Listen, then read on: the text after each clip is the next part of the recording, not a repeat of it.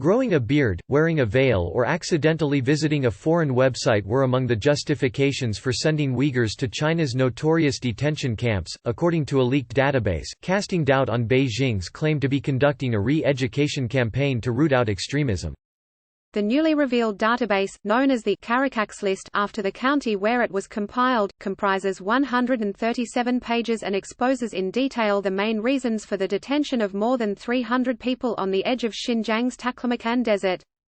On the database, detainees and their families are tracked and classified by rigid, well-defined categories. Households are designated as trustworthy or not trustworthy, and their attitudes are graded as ordinary or good. Families have light or heavy religious atmospheres, and the document keeps count of how many relatives of each detainee are in prison or have been sent to a training center. Officials used these categories to determine how suspicious a person was, even if they had not committed any crimes. Other reasons listed for internment include minor religious infection, disturbs other persons by visiting them without reasons, relatives abroad, thinking is hard to grasp, and untrustworthy person born in a certain decade. The last seems to refer to younger men, according to an analysis of the data by Adrian Zenz, an expert on the detention centers who compiled a report on the Caracas list. It underscores the witch hunt mindset of the government, and how the government criminalizes everything, said Zenz. The most recent date in the document is March 2019. The detainees listed come from Caracas County, a traditional settlement of about 650,000 people where more than 97% of the population are Uyghur.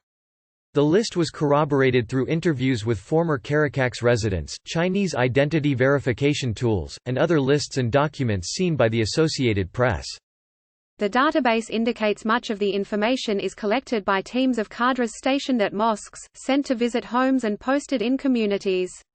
This information is then compiled in a dossier called the Three Circles, encompassing their relatives, community, and religious background. It showed that Caracas officials also explicitly targeted people for activities that included going abroad, getting a passport, installing foreign software or clicking on a link to a foreign website. The database also emphasizes that the Chinese government focused on religion as a reason for detention, not just political extremism, as authorities claim, but ordinary activities such as praying, attending a mosque, or even growing a long beard. It also shows the role of family. People with detained relatives were far more likely to end up in a camp themselves, uprooting and criminalizing entire families. Similarly, family background and attitude is a bigger factor than detainee behavior in whether they are released. It's very clear that religious practice is being targeted, said Darren Byler, a University of Colorado researcher studying the use of surveillance technology in Xinjiang. They want to fragment society, to pull the families apart and make them much more vulnerable to retraining and re-education. The leak of the database follows the release in November of a classified blueprint on how the mass detention system really works. The blueprint obtained by the International Consortium of Investigative Journalists, showed that the centers were in fact forced ideological and behavioral re-education camps run in secret. Another set of documents leaked to The New York Times revealed the historical lead-up to the mass detention. China has sought for decades to control the far western region of Xinjiang, where the native Uyghurs have long resented Beijing's heavy-handed rule.